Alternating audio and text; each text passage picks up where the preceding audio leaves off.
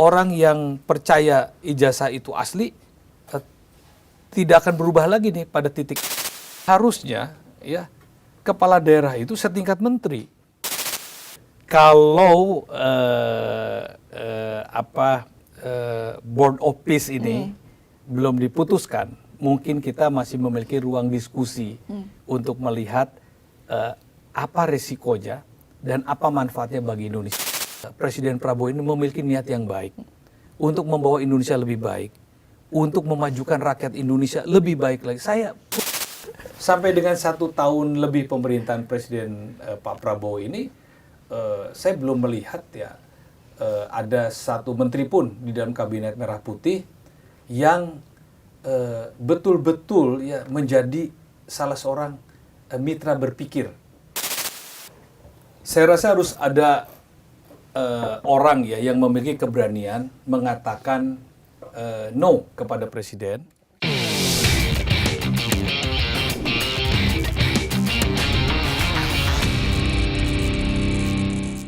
Halo Sobat iNews dimanapun Anda berada, Bikin Terang kali ini hadir bersama saya Rizky Hasan, ada rekan saya Fazila Hairunisa. Ya, dan kali ini kita kedatangan mantan Menteri PAN RB 2014-2016, Profesor Yudi Krisnadi. Selamat datang, Prof. Terima kasih Mas Rizky, Mas Zila, senang Hai, sekali Prof. diundang oleh iNews. Ya, baik. Terima Ini kasih. kan podcast Bikin Terang. Semoga saja nanti informasi-informasi yang disampaikan oleh Prof itu bisa menambah wawasan Sobat iNews begitu. Nah, Bukan bikin gelap. oh jangan. Jangan dong, bikin terang Prof. Tapi ngomongin soal gelap, ini ada informasi yang, aduh, kalau buat saya menjadi sisi gelap yang dalam 2 hari ini ya gitu ya. Berita soal ini, Prof, ada anak di NTT yang ya harus mengakhiri hidupnya gitu ya, hanya karena dia mau beli buku ya. Buku dan pena ya kalau Pena, nggak salah, ya. 10.000 akhirnya karena nggak kebeli, dia mengakhiri hidupnya, Prof. Iya, saya sangat prihatin ya, dan juga melihat ini bukan hal yang biasa menurut saya, dan tidak bisa juga dipandang sebagai sebuah kasus yang kecil Ya. atau kasus yang mikro yang terjadi di tengah 284 juta rakyat Indonesia. Memang ini sangat kecil sekali, dan fenomena seperti ini memang jarang terjadi. Namun esensinya adalah ini kan ada satu nilai-nilai kemanusiaan kita yang terusik ya. Karena masalahnya itu bukan sekedar seorang anak bunuh diri, tapi yang menyebabkan bunuh dirinya seorang anak sekolah itu adalah situasi kemiskinan yang dihadapi, yang membuat anak sekecil itu sudah merasa tertekan secara psikologis. Jadi menurut saya ini harus menjadi momentum ya bagi negara, bagi bangsa kita, bagi pemerintah kita, bagi para pengelola pemerintahan yang terdekat dengan tragedi itu untuk segera membenahi diri, memberikan fokus yang lebih besar terhadap kesejahteraan rakyat. Kemiskinan kita ini kan menurut saya sangat ekstrim ya. Koefisien Gini kita saja di kisaran 3,745 ya. Memang belum terlalu berat seperti di negara-negara Afrika ya, atau di Timur Tengah yang sedang bergejolak. Tetapi dengan angka yang sebesar itu memperlihatkan kepada kita ada jurang yang sangat tajam antara orang kaya dan orang miskin. Ya. Dan jumlah orang miskin kita ini, walaupun BPS hanya mengakui sekitar 24 juta orang, ya kira-kira 8,4%. Tetapi kan kemiskinan yang sebenarnya itu kan sangat luas sekali. Apalagi dengan menggunakan standar orang dikatakan miskin itu kalau pendapatan per bulannya sekitar 564.000 atau berapa, atau hanya dengan $1,5 per hari, di bawah itu baru dikatakan miskin. Tapi $1,5 satu hari ini berapa? 16.000 tambah 8.000, kira-kira 25.000 ya. Kalau dia 26.000 berarti dia tidak miskin. Coba 25.000 itu cukup apa? Ya. Jangankan di Jakarta, di daerah ini cukup apa? Makan apa? Makan 3 kali satu hari itu 10.000 saja masih kurang uangnya. Jadi ini memang hal yang mikro, kembali lagi kepada yang disampaikan Mas Rizky tadi, tapi harus menjadi keprihatinan kita. bahwa masalah kemiskinan ini harus menjadi salah satu fokus ya, dari pemerintahan Presiden Prabowo yang memiliki asta cita ini untuk betul-betul bagaimana mengentaskan kemiskinan. Jadi agenda yang paling penting adalah kesejahteraan rakyat. Oke. Hal-hal lainnya bisa berikutnya, tapi masalah kemiskinan ini menjadi urat nadi parameter keberhasilan pembangunan. Oke. Apakah nanti setelah masa satu periode Pak Prabowo ini pendapatan income per kapita kita ini semakin meningkat? Apakah nanti kesenjangannya semakin mengecil? Apakah angkatan kerjanya nanti bertambah?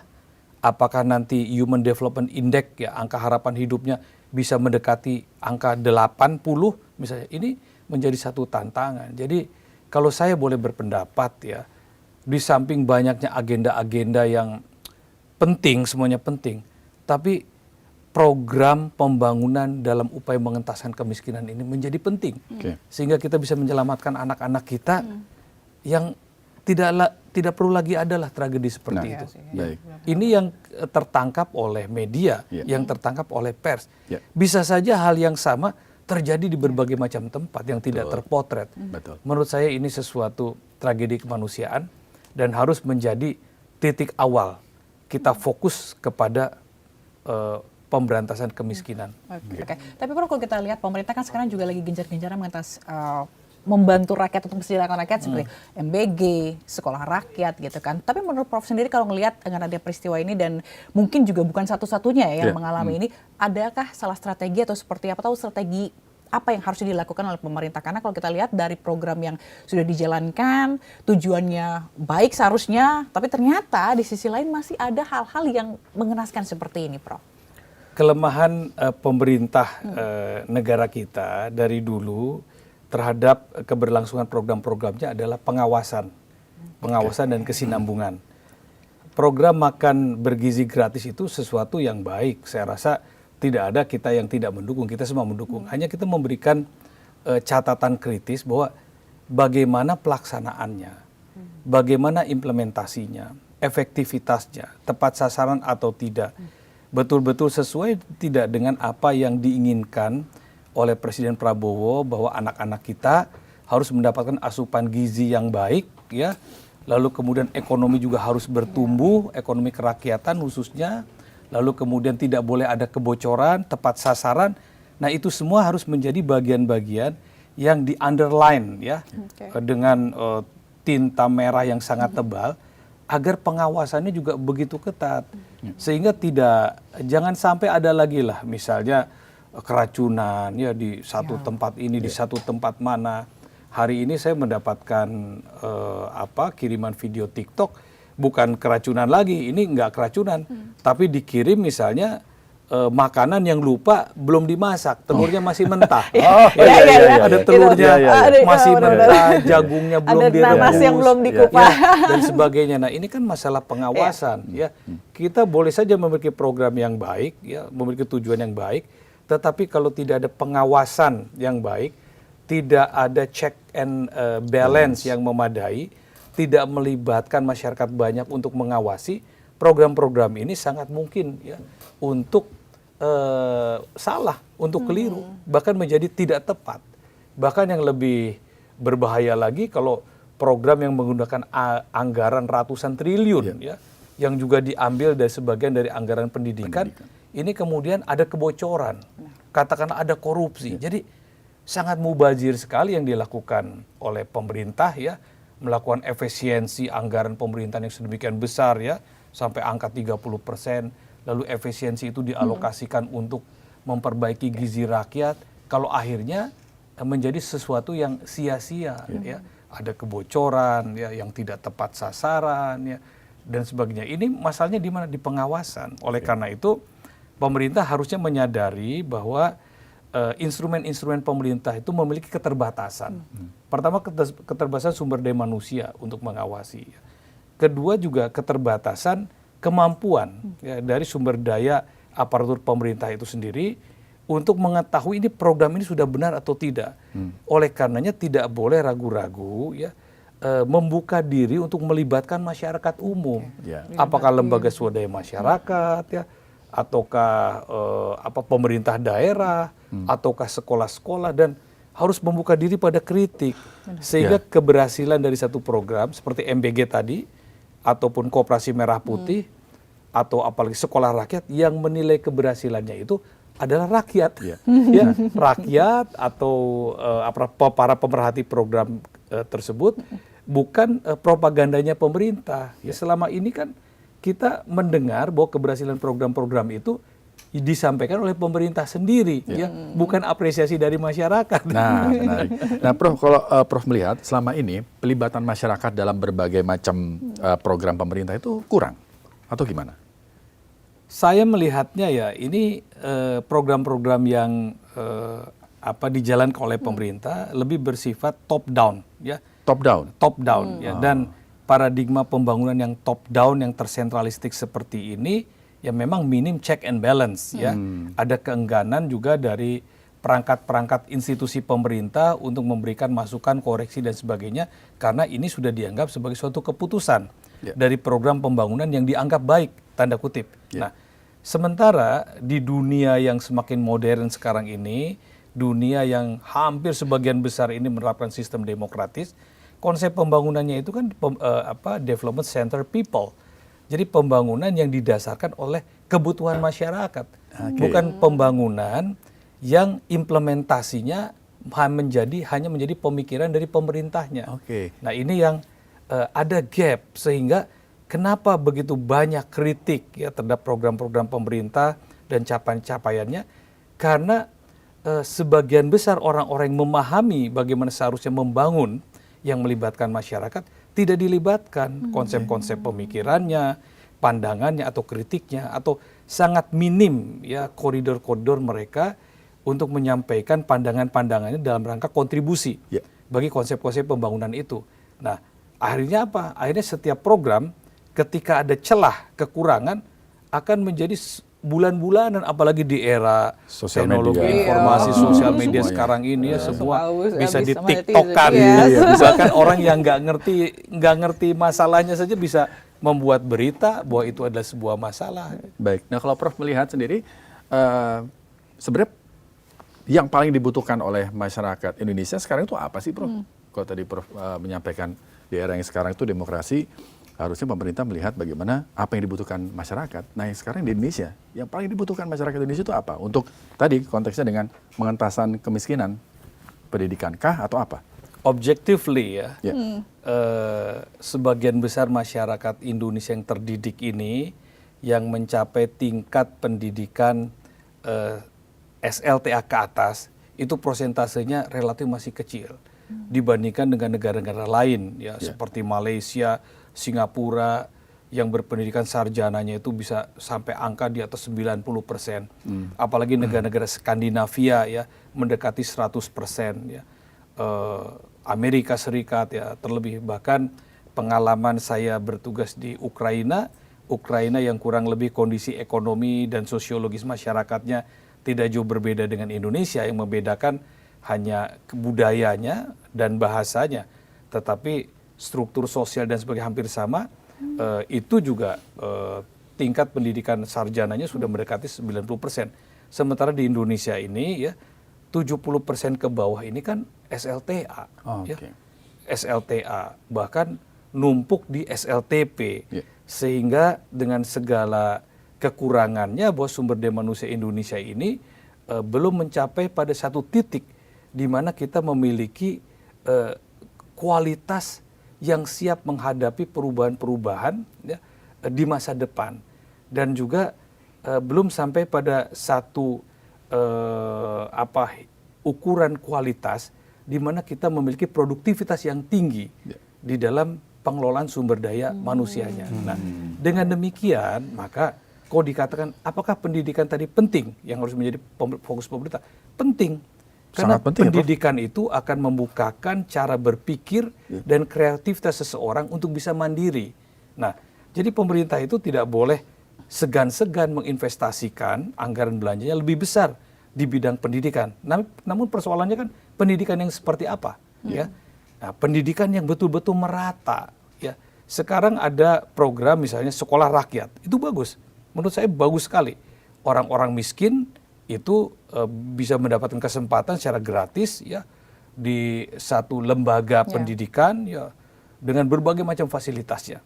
Tapi itu apakah cukup mendorong ya satu tingkat pencapaian produktivitas nasional dari sisi sumber daya manusia yang berkualitas secara umum? Saya rasa belum. Karena yang akan dibuat itu baru satu sekolah per provinsi. Ya. Sementara rakyat Indonesia ini angkatan mudanya ini sudah melampaui di atas 50% dibandingkan angkatan yang usianya di atas 40 tahun. Yeah. Ya. Nah, dengan demikian maka ya yang harus dibangun juga adalah sekolah-sekolah yang sudah ada tidak boleh terlalu senjang dengan sekolah-sekolah yang baru dibikin. Nanti kalau begitu terjadi kesenjangan baru. Orang-orang yang masuk ke sekolah rakyat ini pinternya lebih cepat, tapi jumlahnya sedikit. Sementara orang-orang yang di sekolah-sekolah pada umumnya karena tidak ada peningkatan kualitas dari institusi-institusi kelembagaan sekolah ini tidak dibangun, maka ketinggalan juga. Akhirnya terjadi ketimpangan lagi. Oleh karena itu, maka sasaran program pembangunan di sektor pendidikan itu harus merata, ya, merata untuk meningkatkan kualitas sumber daya manusianya yang dipersiapkan untuk menghadapi tantangan-tantangan di masa depan. Dulu kan Pak Harto bikin SD Inpres, belum ada sekolahnya kan. Seluruh Indonesia dibikin. Waduh, bukan ribuan lagi, puluhan ribu, bahkan ratusan ribu. Sekarang sudah ada sekolah-sekolahnya. Tapi jangan lupa, banyak sekolah-sekolah yang kosong. 1 tahun ajaran. Nah itu kenapa? Ini harus dipelajari. Apa penyebabnya? Ya, yang berpikir nggak perlu kita. Ada Kementerian Pendidikan Menengah Dasar, ada Kementerian Kebudayaan, ada Kementerian Riset Dikti, berpikirlah mereka ada BRIN, kenapa ini? Nah, itu harus menjadi fokus. Nah, setelah pendidikan apa? Ekonomi, tidak boleh tidak. Kita ini kalau bicara soal ekonomi, dengan segala hormat ya terhadap segala effort yang dilakukan oleh pemerintah, ketinggalan jauh. Coba lihat ya, sekarang data ya, data, saya memiliki data misalnya, pada tahun 1980, ada 20 negara terkaya di dunia, Indonesia belum masuk. Ya. 2025 Indonesia masuk. Tetapi jangan lupa ya, di tahun 2025 ini ya, kita juga bisa tersingkir. Dulu Korea itu di bawah kita, sekarang sudah di atas kita. Ya. Dulu Turki itu di bawah kita, sekarang sudah di atas kita. Saudi Arabia di bawah kita, dia sekarang sudah siap menyusul sebentar lagi. Ya. Dulu Polandia tidak ada, dia bisa masuk. Dulu Cina itu sangat jauh sekali di bawah peringkatnya. Tapi sekarang Cina itu sudah menjadi kekuatan negara dengan perekonomian tertinggi kedua di dunia. Nah, jadi kita jangan lengah ya. Sekarang kita kan bangga bahwa kita ini berada di G20 ya, negara dengan tingkat produk domestik bruto yang cukup besar dengan angka kurang lebih 1,4 triliun US dollar.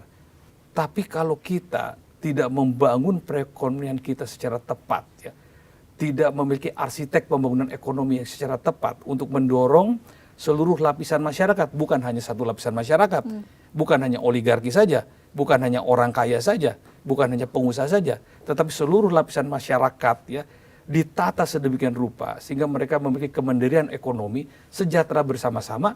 Maka yang dicita-citakan 2045 Indonesia emas, kita bisa naik peringkat tuh. Yang kata Pricewaterhouse itu kita akan menjadi negara terkuat ketiga ekonominya di dunia, ya setelah Cina, Amerika Serikat, Indonesia atau India, hanya dekat-dekatan dengan India.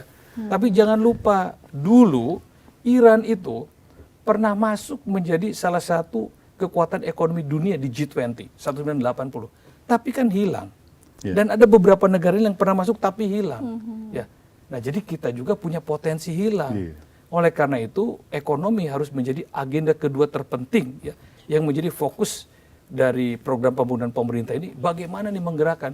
Bukan hanya sekedar ekonomi yang membagi-bagikan program, tetapi ekonomi yang menumbuhkan ya kemandirian dan kesinambungan ekonomi kerakyatan, yaitu kesejahteraan. Jadi penting nih ke desa-desa. Saya mendukung tuh tadi disebut oleh Mbak Zila tadi ya, ada apa koperasi merah putih. It's okay. 84.000 koperasi seluruh Indonesia akan dikasih 3 miliar ya, 3 kali 8 berapa tuh 240 triliun ya, kurang lebih akan digelontorkan, itu bagus. tapi harus tepat sasaran. Pengawasannya. Harus Iya, menggerakkan balik lagi tadi, pengawasannya. balik lagi tadi, Iya. pengawasannya Jangan intinya ya. sampai 3 miliar diturunkan ke desa-desa ya, yang 2,5 miliarnya untuk beli tanah, beli bangunan, Jangan dong. tokonya, tempat koperasi, sementara Iya, iya. modalnya cuma 500. Gajinya dari mana? Betul. Pergerakannya bagaimana? Retention offernya bagaimana? Jadi itu harus dipikirkan betul oleh pemerintah. Jadi setiap rupiah yang didapatkan dari anggaran pendapatan belanja negara yang asalnya dari pajak dari rakyat, ketika dia dikeluarkan dalam bentuk program pembangunan harus dipikirkan bagaimana manfaatnya. Nah itu semua bermuara pada kesejahteraan. Jadi Oke. dua itu, yang lain-lain masih banyak tuh nanti. Iya. Nah kalau ditambah satu lagi apa? Pemberantasan korupsi. Wah, itu. Karena tidak ada negara dunia manapun yang maju kalau korupsinya tinggi. Iya. Perception indeks korupsi kita berapa nilainya? Coba. Jauh dari 50, kisarnya 37/40. Kalau 100 tuh bagus banget tuh, udah gak ada korupsi. Ya Singapura tuh mendekati 100 angkanya. Ya Denmark, ya Belgia, Finlandia, Norwegia, Jerman itu angkanya 95, 98. Kita ini 37, 50 pun belum. Iya, iya. Jadi kalau Anda ikut ujian di semester 1, nilainya D pun tidak. Nah, dan kita nggak perlu malu-malu mengatakan bahwa ini pekerjaan rumah kita. Oh iya, iya. Jadi pemerintah itu fokus pada 3 hal menurut saya. Sektor pendidikan Ya. ya, yang merata, yang masif dan berjangka panjang serta berkesinambungan.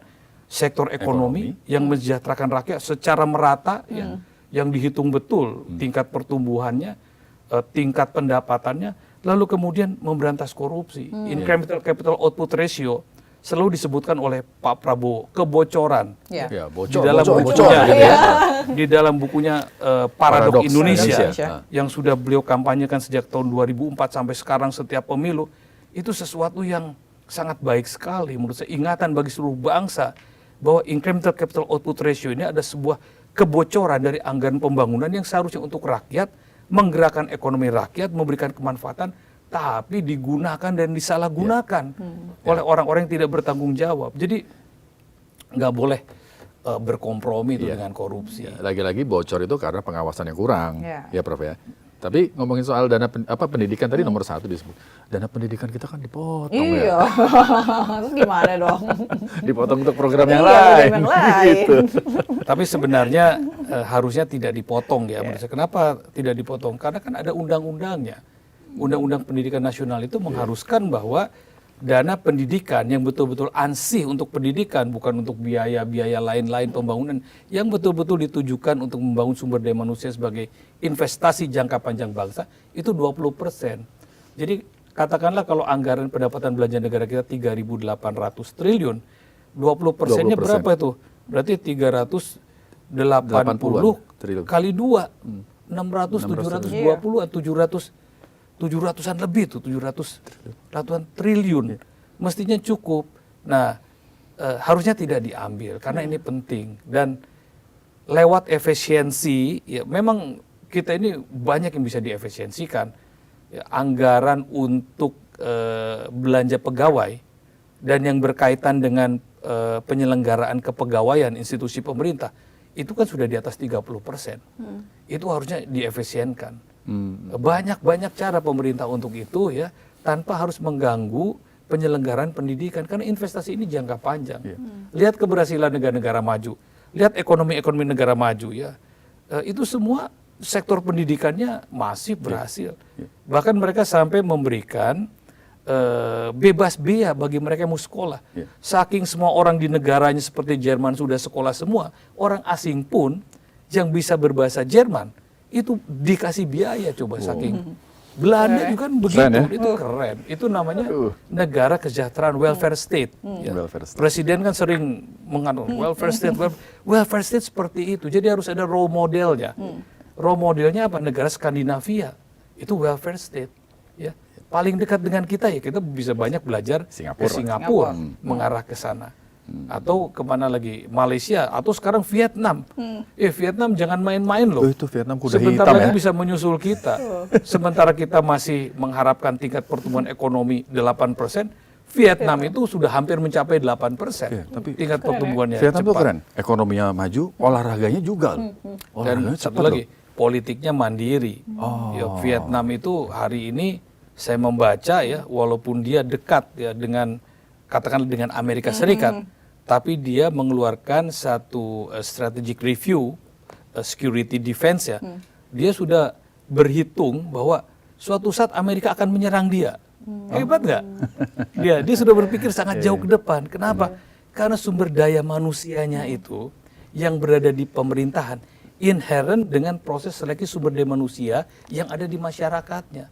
SDM unggulnya kan banyak. Misalnya kita begini, kita ingin memilih seorang ketua kelas. Kalau isi kelasnya hanya 10 orang, berarti kan hanya 1 orang terpilih di antara 10 orang. Minim kan? Tapi kalau isi kelasnya 50, pasti ketua kelasnya yang terbaik dong. Ada proses kontestasi, ada proses kompetisi, ada suatu diskusi, sehingga mencari yang terbaik. Nah jadi kita juga harus begitu. Kalau SDM kita banyak, SDM kita ini baik-baik, harusnya proses seleksi ya, di dalam mencari orang-orang untuk mengelola pemerintahan ini agar sesuai dengan apa yang diinginkan ya oleh kepala negara dan menjadi harapan undang-undang, kan mestinya orang-orang yang terbaik. Iya sih benar. Tapi menarik tadi ngomongin soal Vietnam gitu ya. Kayak kamu kalah gitu sama Vietnam. Tapi kita juga bergabung di Board of Peace ini ya, gitu menunjukkan bahwa kita adalah sesuatu negara yang apa ya, tapi di sini agak-agak membingungkan karena sebenarnya posisi Indonesia ini kan dikenal sebagai posisi yang netral. Nah, dengan bergabungnya ke Board of Peace ini, takutnya kita jadi nggak netral, mengarah atau ke salah satu blok gitu. Terus menurut Prof gimana? Bloknya Donald Trump. Karena tadi Vietnam udah deketin Amerika, kita mau kali itu juga deketin Amerika. Begini, kalau Board of Peace ini belum diputuskan, mungkin kita masih memiliki ruang diskusi untuk melihat apa risikonya dan apa manfaatnya bagi Indonesia, dan yang paling penting lagi landasan konstitusionalnya itu dulu. Ya, tapi karena ini sudah diputuskan, ya artinya kita tinggal memperhitungkan bagaimana risikonya, ya. Exit strateginya apabila Board of Peace ini tidak sesuai dengan semangat Indonesia mendukung kemerdekaan Palestina. Ya. Tidak sesuai dengan prinsip-prinsip ketertiban dunia di mana hukum internasional harus menjadi pijakan dari setiap kebijakan internasional. Masalahnya kan ini sudah diputuskan dan diputuskan oleh Presiden, kemudian deal dengan Presiden Amerika Serikat, kita masuk. Dan kemudian sudah ada kewajiban di depan mata kita membayar kurang lebih 16,7 triliun ya sebagai iuran anggota itu. Nah, jadi anggap saja ini sesuatu yang blessing in disguise lah. Ya. Mudah-mudahan ini baik. Mudah-mudahan ini baik. Ya. Kan niatnya baik. Saya yakin. Saya terus terang yakin ya bahwa Prabowo itu Presiden Prabowo ini memiliki niat yang baik untuk membawa Indonesia lebih baik, untuk memajukan rakyat Indonesia lebih baik lagi. Saya punya keyakinan dan saya punya keyakinan dia orang baik. Ya, persoalannya adalah tidak didukung oleh perangkat-perangkat yang memadai untuk menerjemahkan keinginan-keinginan baiknya itu. Termasuk tadi Board of Peace ya. Board of Peace ini seandainya ya ada orang seperti Pak Hasan Wirayuda, ya, ada orang seperti Martin Nata Legawa, ya, ada orang seperti Dewi Fortuna Anwar, ada orang seperti Ibu Retno Marsudi, atau orang seperti saya lah, ya mantan duta besar diajak ngobrol. Mungkin Pak Prabowo untuk sampai mengambil keputusan Board of Peace itu memiliki narasi yang sangat kuat, memiliki perhitungan-perhitungan yang sangat matang dalam konteks global. Benefit and risk-nya, sehingga dia tidak perlu setelah memutuskan itu harus ketemu dengan MUI, harus ketemu dengan Nahdlatul Ulama, ketemu Muhammadiyah, ketemu Said Didu segala macam ya. Walaupun itu kawan-kawan saya juga, ada Pak Said Didu di situ, ada Profesor Siti Juhro, ada Mas Abraham Samad. Tapi sebetulnya sesuatu yang tidak perlu dilakukan kalau dia dalam proses mengambil kebijakan ya. Itu sudah melibatkan sebuah testimoni ya dari orang-orang yang expert di bidangnya. Jadi pengambilan keputusan ini menurut Prof tidak dibarengi dengan sharing atau Iya, diskusi bisa-bisa. dengan orang-orang. Itu bukan menurut saya, menurut banyak orang ya, di podcast Aman ya, nih. di podcast dan juga orang diwawancari bahwa banyak yang tidak tahu sebelumnya keputusan itu diambil, namun kita semua bisa menerima lah kemudian. Tapi kan harusnya kan tidak perlu capek tuh presiden tuh. Sesuatu yang sudah diputuskan harusnya apa ya, firm ya, karena melalui sebuah proses diskursus yang baik ya. Tapi kita yakinlah maksud presiden itu baik, keinginannya baik, cita-citanya baik, tinggal didukung oleh orang-orang yang terbaik. Baik, Prof kan pernah menjadi menteri gitu ya. Apakah proses pengambilan keputusan di Board of Peace ini, yang tadi yang disampaikan Prof, seperti yang disampaikan banyak orang juga, tidak didukung oleh diskusi. Jadi presiden tidak mendapatkan well informed gitu ya. Menurut Prof, bagaimana peran Menlu kita sejauh ini, Prof? Setahu saya Menlu itu kan orang yang sangat dekat ya dengan Bapak Presiden Prabowo ya. Ya. Ya harusnya ada komunikasi. Masalahnya apakah komunikasi itu searah atau dua arah? Gitu. Oke. Saya menenggarai bahwa ada ewuh pakewuh ya dari Pak Menlu yang sudah sangat lama ya berada bersama Pak Prabowo, mungkin untuk menyampaikan pandangan-pandangannya, sehingga ya ini dianggapnya satu perintah yang harus dilaksanakan.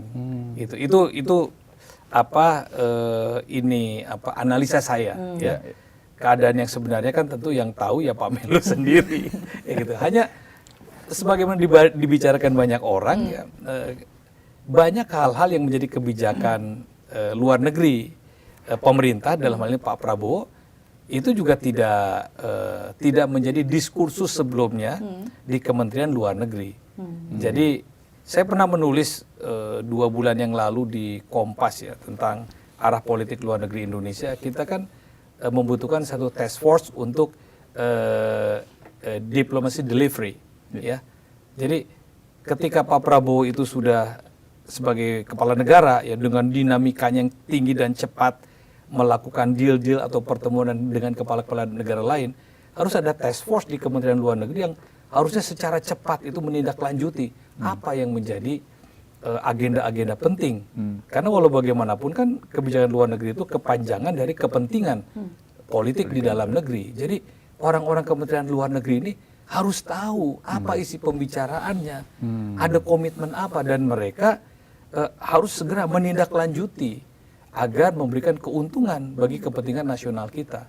Nah mungkin ini perlu diperbaiki ya. Kita ini kan bukan baru pertama kali memiliki Menteri Luar Negeri. Pemerintahan kita kan sudah berjalan 80 tahun.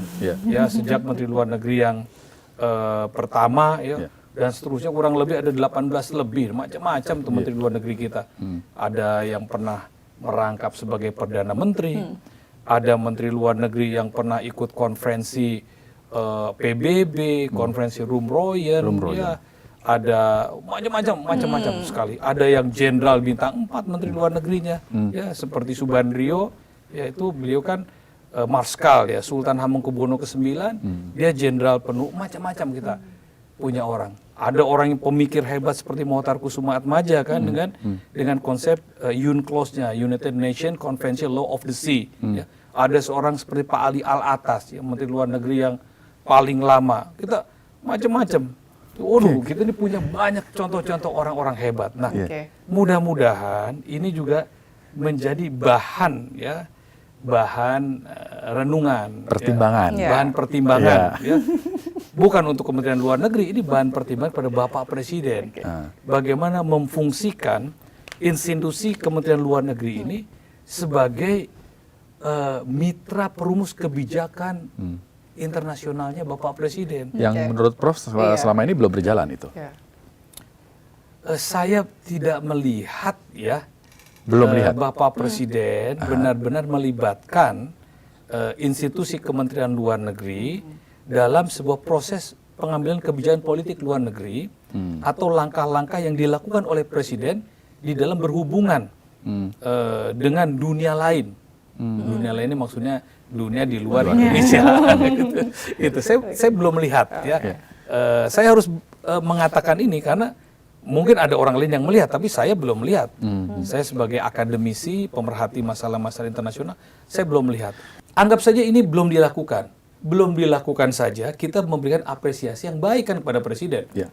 Langkahnya ini begitu cepat. Ya. Dalam waktu kurun 1 tahun, lebih dari 30 negara sudah beliau kunjungi. Banyak deal yang sudah dia lakukan. Ya.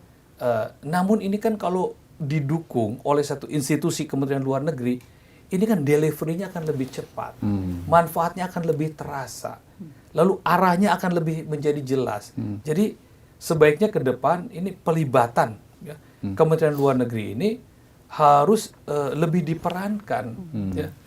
Walaupun memang Presiden bisa melakukan apa saja ya di undang-undangnya memungkinkan, tapi kan alangkah lebih hebatnya lagi Indonesia apabila kebijakan-kebijakan politik luar negeri itu ya didahului oleh sebuah diskursus tentang kepentingan-kepentingan global kita dan kondisi global yang tengah terjadi yang implikasinya juga bagi kita. Tapi kalau menurut Prof sendiri, menlu ideal versi Prof di tengah kondisi geopolitik kita seperti ini tuh harusnya seperti apa sih, Prof? Minum dulu boleh, Prof. Iya. Karena kalau tadi dibilang, Prof bilang sebenarnya kurang ikut berperan begitu ya. Atau mungkin karena komunikasi satu arah tadi, Prof. Jadi kayaknya kurang terlibat atau seperti apa menurut Prof?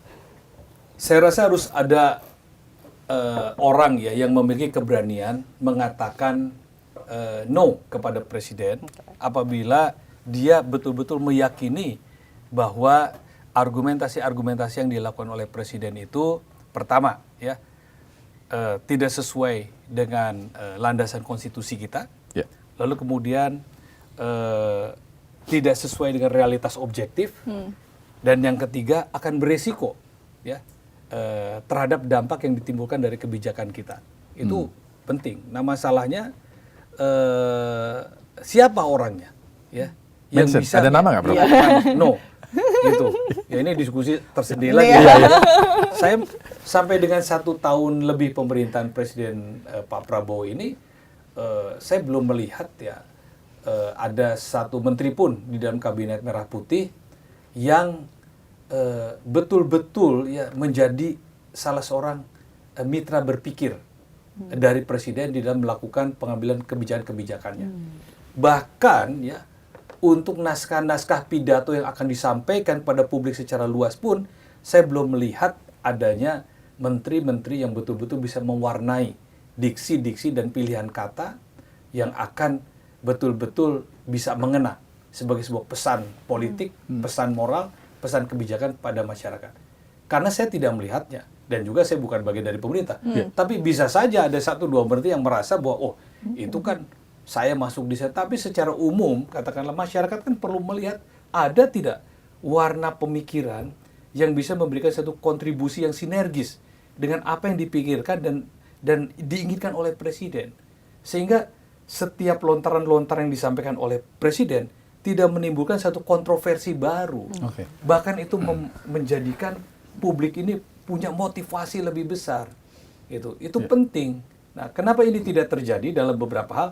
Karena saya melihat bahwa tidak ada sparring partner yang equal dengan Presiden dalam hal konsep-konsep pemikiran. Let's say misalnya tidak ada mitra berpikir untuk Pak Prabowo di kabinet.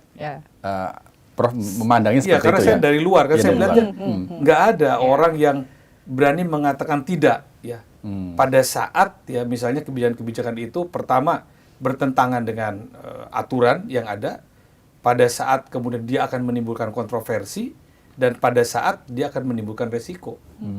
Jadi seolah-olah ya laksanakan saja. Jadi yes bos semua dong. Ya bisa begitu, tapi sebetulnya kan Pak Prabowo ini orang yang menurut saya cukup demokratis dan dia cukup akomodatif. Contohnya apa?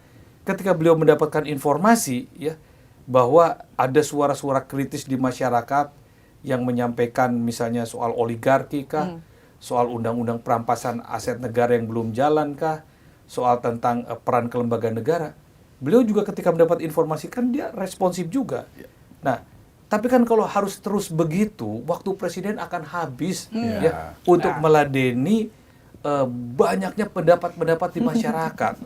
Sementara beliau memiliki institusi-institusi pemerintahan yang instrumennya harus berfungsi, ya, untuk menyelesaikan persoalan-persoalan pembangunan dan mampu menerjemahkan apa yang diinginkan oleh presiden. Nah, harusnya kan 48 menteri ini berperan lah, gitu kan. Saya mungkin ya hanya beberapa saja yang berperan seperti yang tadi disebut tadi. Saya rasa iya pasti ada perannya. Cuma kan beliau low profile, ya.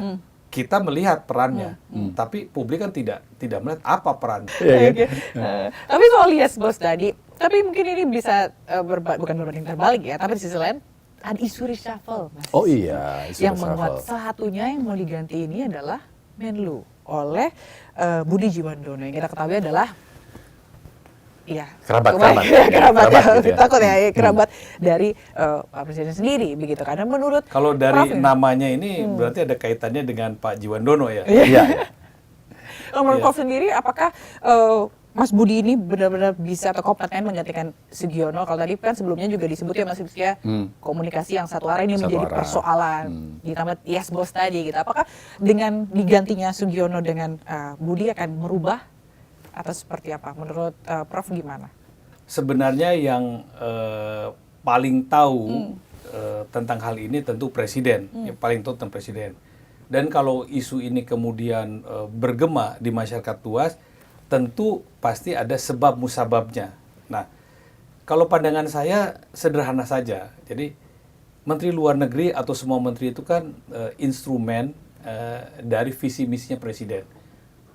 Presiden memilih orang yang tepat, yang menurut dia tepat untuk menjalankan visi misinya di masing-masing bidang lembaga kementeriannya.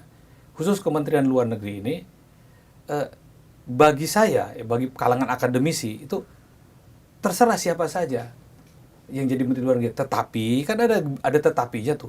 Idealnya, mbok ya seperti Menteri-Menteri Luar Negeri yang sebelumnya, yang mungkin ya. Bukan mungkin ya, ini data ya dari 18 menteri Ada luar negeri kriterianya gitu. Pertama, ya hampir rata-rata kan sudah memiliki pengalaman internasional. Ya.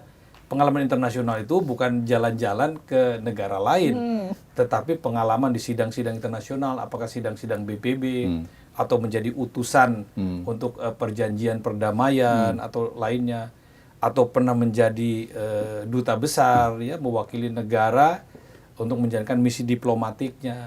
Ya sekurang-kurangnya itulah ya dia punya satu rekam jejak dan kapasitas layaknya sebagai seorang diplomat yang mampu mewakili pikiran-pikiran kepala negaranya di dalam bernegosiasi membawa kepentingan nasional. Jadi memang Menteri Luar Negeri itu dituntut aktif, dituntut selalu hadir, dituntut selalu memberi penjelasan, memberikan insight. Coba lihat Menteri Luar Negeri mana di dunia yang tidak aktif. Menteri Luar Negeri mana di dunia yang tidak dikenal di luar negeri. Karena itulah tugasnya. Jadi role modelnya sudah ada. Apakah kita menginginkan yang seperti Pak Adam Malik, menginginkan yang seperti Sri Sultan Hamengkubuwono ke-9, menginginkan seperti Ali Al-Atas yang sangat progresif, menginginkan seperti Mohtar Kusumaatmadja yang pandai berdebat, menginginkan orang yang kalem tapi tajam dalam berdiplomasi seperti Hasan Wirayuda, atau mencari figur perempuan yang berpengalaman menjadi beberapa kali duta besar seperti Ibu Retno. Kan banyak sekali kita contohnya, apalagi kalau ditarik lagi ke belakang ya. Ada Perdana Menteri yang merangkap Menteri Luar Negeri. Nah mungkin Presiden kita ini juga terbayang oleh beliau ini kepala negara merangkap Menteri Luar Negeri. Tidak apa-apa juga, tapi pertanyaannya ya, negara kita ini kan bukan seperti negara-negara yang sudah maju, seperti Inggris dengan sistem parlementernya, seperti Jerman dengan kanselernya, seperti Kanada yang dimana menteri luar negerinya ya bisa juga dirangkap oleh perdana menterinya, oleh kepala negaranya sekaligus, karena problem-problem internal kebangsaannya dalam rangka yang agenda kita tadi ya. Pendidikannya sudah baik, ekonominya sudah merata, korupsinya sudah tidak ada. Jadi di dalam itu sudah enteng. Sehingga kepala negara sekaligus kepala pemerintahan bisa memainkan peran-peran global ya, tanpa harus selalu berada di dalam negaranya. Nah, kalau di Indonesia ini ya banyak sekali problemnya. Program MBG saja banyak sekali yang harus diperbaiki. menyelenggarakan Koperasi Merah Putih dengan 84.000 koperasi se-Indonesia, ini masih membutuhkan pemikiran-pemikiran ekstra. Ya. Sekolah rakyat belum ada di semua provinsi.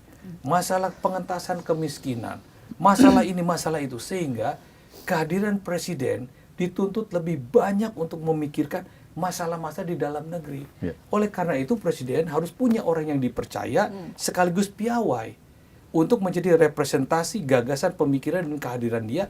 Pada saat Presiden tidak bisa datang, Menteri Luar Negerinya bisa mengambil peran. Ya. Jadi memang tidak harus semua event internasional Presiden harus hadir, datang, ya. ya. Tapi di event-event besar, misalnya pertemuan G20, pertemuan ASEAN, dia harus datang. Ya, di pertemuan tahunan PBB dia harus datang.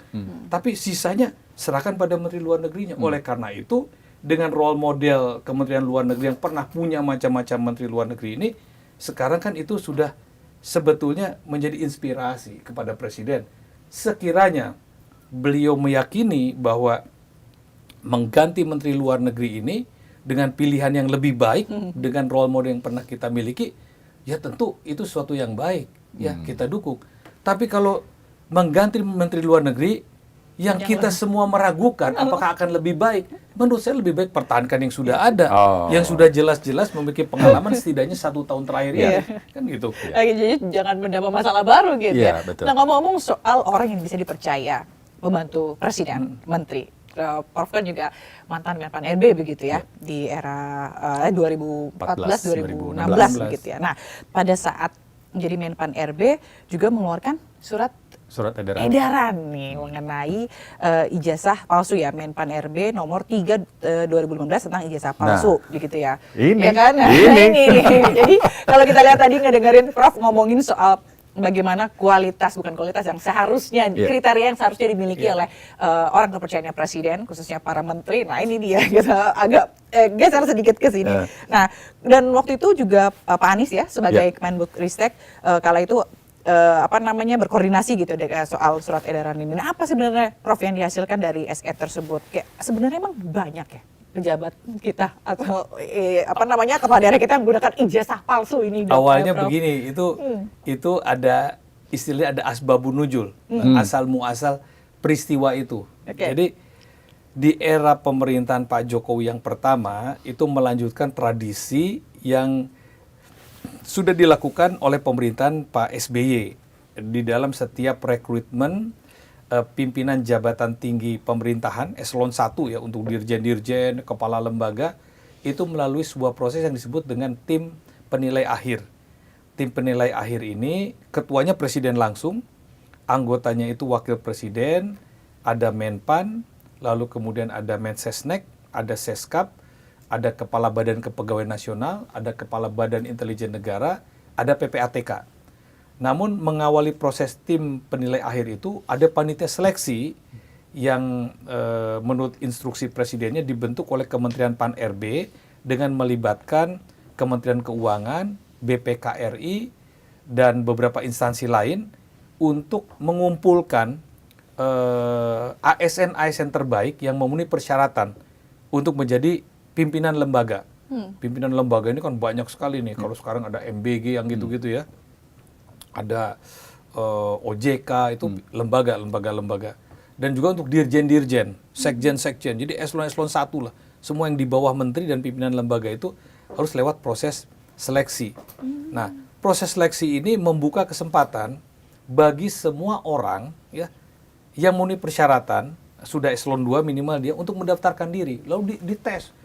Tesnya itu nggak gampang. Kadang-kadang untuk satu posisi yang ikutnya 25 orang dari berbagai macam instansi. Nah, dalam proses itulah ya kita acap kali menemukan adanya pengaduan-pengaduan ijazahnya palsu. Atau sekolahnya nggak pernah selesai. Ya, atau macam-macam lah, atau kepangkatan segala macam. Nah, lalu kemudian itu terverifikasi pada saat masuk ke tim penilai akhir. Pada saat di tim penilai akhir misalnya seorang yang sudah lolos dari sekian puluh orang dikerucutkan jadi menteri, memilih 5, dari 5 dikirim ke TPA tinggal 3, dan tinggal 3 ini dicek di Biro Kepegawaian. Nah, kita pernah menemukan ada yang pengaduan ijazah palsu dan di BKN-nya memang ijazahnya dia memenuhi persyaratan menjadi eselon 1, ya tanpa harus jadi doktor misalnya ya. Harusnya kan dia biasa saja, tapi dia menggunakan doktor ketika diperiksa ijazah doktornya ini nggak jelas, sekolahnya udah nggak ada, mungkin dokter segala macam. Akhirnya berdasarkan hal itulah saya berkoordinasi waktu itu kan setiap surat edaran menteri itu harus dikoordinasikan dengan Kementerian Sekretariat Negara.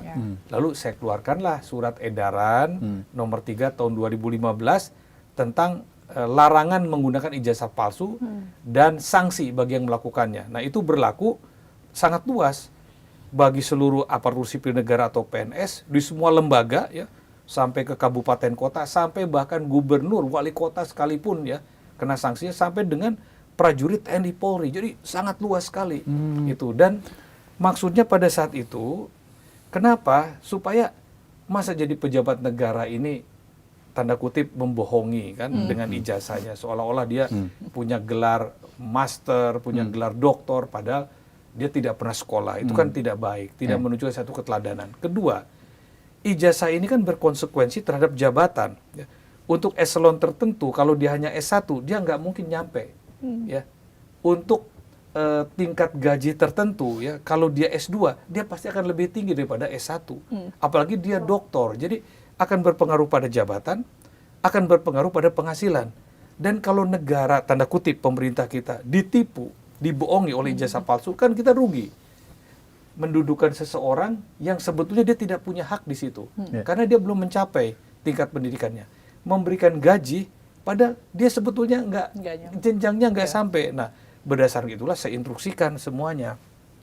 Jadi tidak ada maksud apa-apa, ya, tidak ada maksud mencurigai siapa, tidak, tapi berdasarkan fakta, ya, supaya jangan ada nih orang mau PNS belum sarjana pakai ijazah palsu supaya dia bisa lolos PNS, kan nggak boleh. Orang mau naik pangkat segala macam. Nah, jadi tidak terpikir seperti yang dipikirkan banyak orang.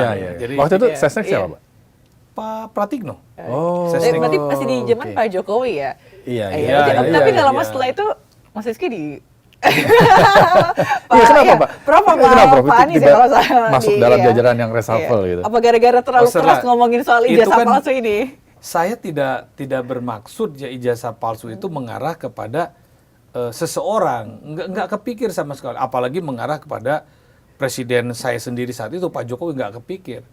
Saya percaya bahwa Presiden Jokowi insinyur lulusan UGM ya, yang kita curigai ini kan orang-orang yang mengikuti proses seleksi untuk menjadi pejabat yang ditengarai ada juga ijazah-ijazah palsu, sehingga kita buat peraturan itu harus diusut tuntas, bahkan diberikan sanksi secara tegas. Bahkan di dalam instruksi surat edaran Menpan itu pangkatnya bisa diturunkan itu. Ya, sanksinya sangat berat bagi pengguna ijazah palsu. Jadi sama sekali tidak bermaksud mengkaitkan surat edaran nomor 3 ini dengan tudingan-tudingan kepada Presiden Jokowi.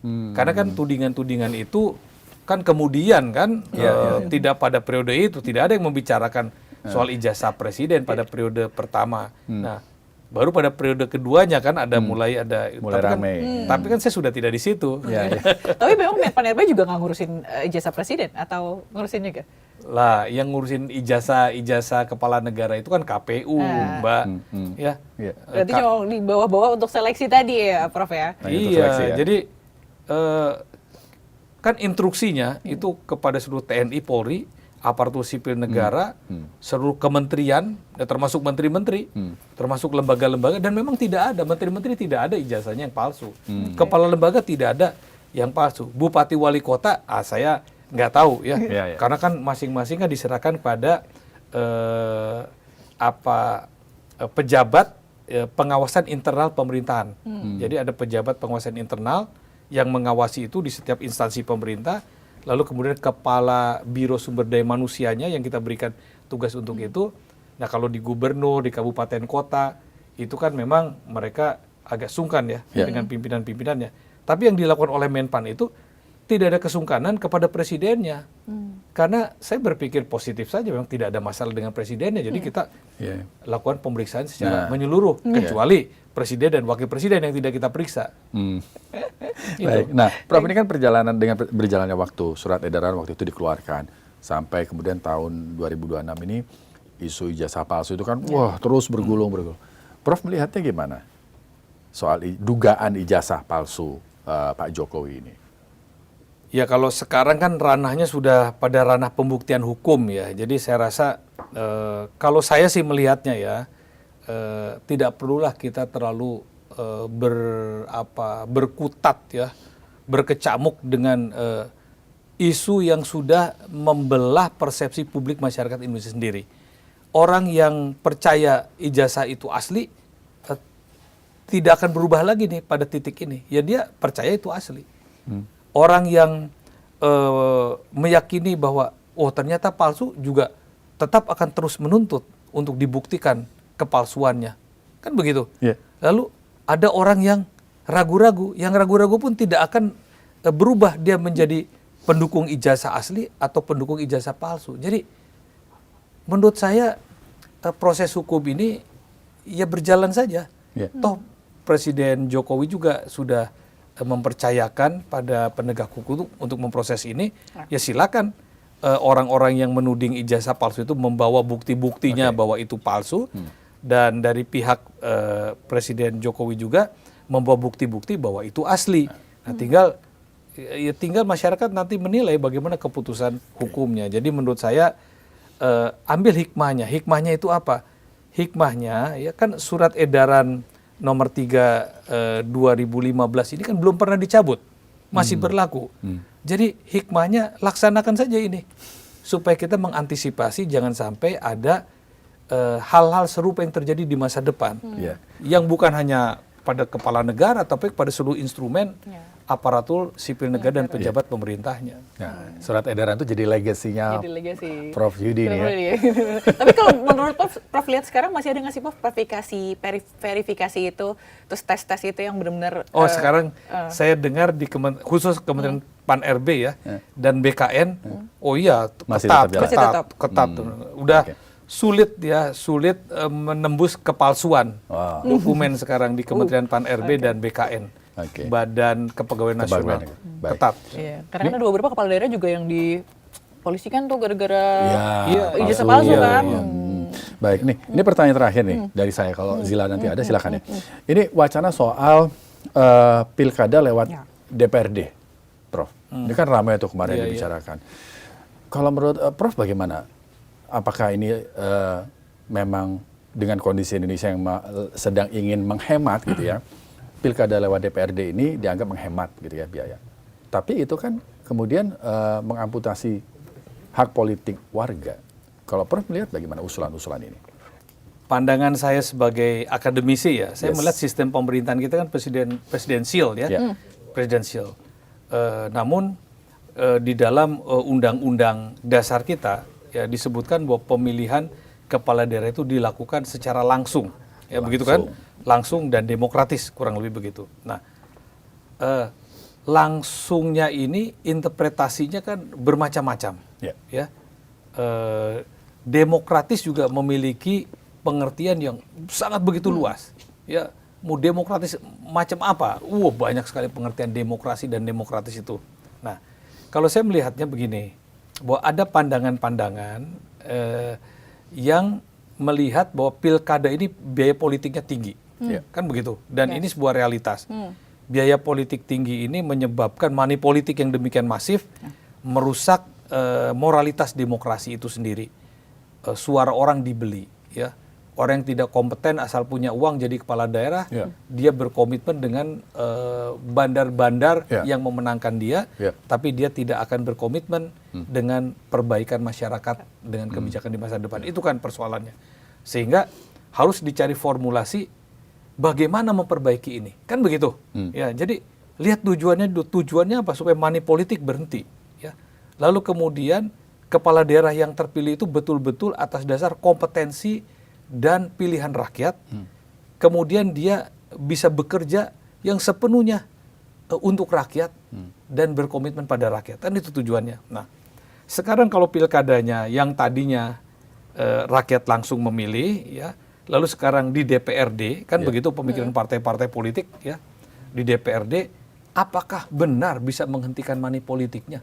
Ya, apakah benar kemudian bahwa orang yang terpilih itu nanti tetap akan berkomitmen pada rakyat, bukan pada sponsor-sponsor yang di DPRD-nya ini. Itu kan menjadi keraguan. Jadi kalau saya mencoba out of the box, ya, saya malah berpikir, saya pribadi ya, mungkin dan pasti ada yang tidak setuju.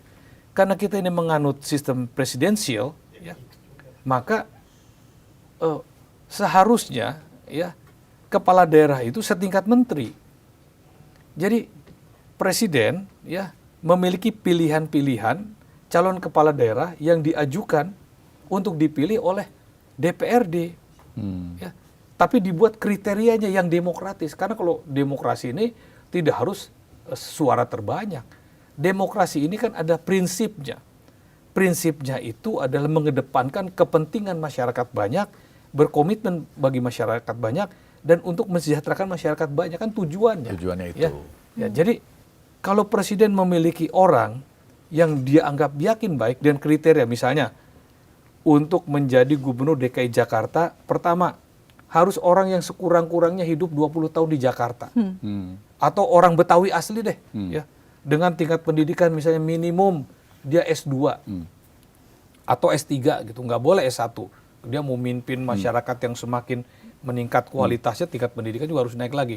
Dia berpengalaman di pemerintahan dan ada kriterianya, putra daerah. Presiden kasih ke DPR. Nanti DPR memilih, kasihnya berapa? Jangan 2, 1 saja kalau sudah yakin.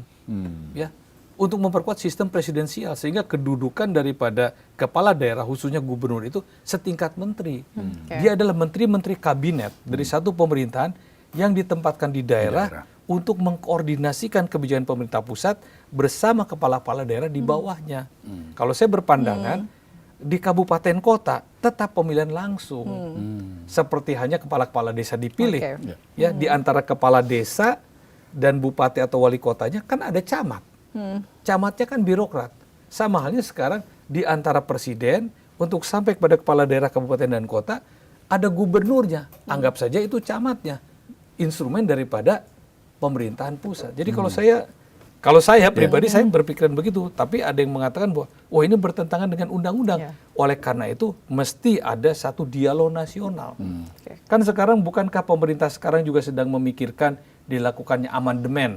Ya, Undang-Undang Dasar 1945. Nah, amandemen ini juga harus bisa melihat kepentingan bangsa yang jauh ke depan. Ya, 100 tahun yang akan datang harus dikaji dengan matang. Ya, mudah-mudahan ya sistem pemilihan kepala daerah khususnya di tingkat provinsi ini masuk dalam kajian itu. Sehingga kalau benar akan dilakukan amandemen, sebaiknya itu juga masuk. Sehingga presiden itu betul-betul memiliki kekuatan ya dan kewenangan yang diakomodir oleh undang-undang atau berlandaskan konstitusi dengan supremasinya bagi kebaikan rakyat bersama. Menarik. Saya sih terus terang saya ya sekali lagi ini yang kedua saya katakan saya percaya dengan niat baiknya Pak Prabowo. Saya percaya dia orang yang percaya pada demokrasi. Jangan lupa loh, kalau dia tidak percaya pada demokrasi, 2004 dia nggak akan maju. 2009 dia nggak akan maju. Ya. Bahkan di 1998 dia juga memiliki kekuatan dan pengaruh untuk mendapatkan kekuasaan itu kan dia tidak rebut.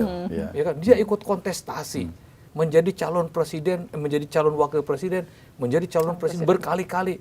Dia juga 2019 itu kan harusnya kalau kita mau jujur ya, 2019 kan dia punya peluang yang menang tinggi kan, tapi dia percaya pada demokrasi, ya dia ikuti saja, kalah, dia masuk dalam kabinetnya, dia ikut lagi, ya lepas daripada berbagai kontroversinya, tapi dia orang yang percaya pada demokrasi. Oleh karena itu, karena dia percaya pada demokrasi, saya juga percaya pada niat baiknya untuk membangun demokrasi dan kesejahteraan rakyat Indonesia. Jadi kalau begitu, berikan dia kesempatan untuk menata bangsa ini menjadi lebih baik dan juga mudah-mudahan dia memilih orang-orang yang terbaik. Nah, itu dia. Gitu. Menarik kata memilih orang-orang yang terbaik. Ya benar, orang yang terbaik. Tadi disebutkan sebenarnya kriterianya tersamar ya disebutkan oleh Prof. Pertanyaan terakhir, Prof, kita baru aja dapat informasi mengenai hari ini Rabu ternyata Pak Prabowo memanggil ex-menteri luar negeri ke istana, ada Pak Marty Natalegowo hingga Bu Retno. Hadir. Pas banget ya. Pas banget diikuti betul dong ini podcast kita. Padahal kita malam ya. Nah, tanggapan Prof apa yang akan kira-kira dibahas? Karena di sini sebenarnya belum tahu membahas apa, mungkin kan secara tertutup juga gitu. Apakah juga membahas seperti yang tadi kita bahas begitu? Kita anggap saja kita ini ya peramal politik ya. Ini Anggap podcast aja. di hari Rabu sama seperti yang hari ini ya, Hari dipanggil ini, ya. iya. Apa yang kita bicarakan di waktu yang bersamaan sebagai doa. Dan doa itu dikabulkan oleh Allah. Diteruskan kepada presiden, didengar. Dan kita bersyukur. Apa yang menjadi perbincangan kita yang mudah-mudahan juga menjadi refleksi daripada pendapat masyarakat umumnya didengarkan oleh presiden. Atau jangan-jangan salah satu di sini ada intel yang langsung nih Pak lagi nih sampai itu satu ini hikmah yang baik. Berarti terbukti kan kalau presiden itu sebetulnya mendengar pendapat orang banyak asal ada yang menyampaikan. Ya jangan dihalang-halangi nih. Kalau ada orang mau menyampaikan pandangan yang bagus, ada orang mau ketemu presiden, jangan dihalang-halangi. Wah, siapa ini yang menghalang-halangi nih? Aduh. Jangan-jangan Rizky sama Sheila.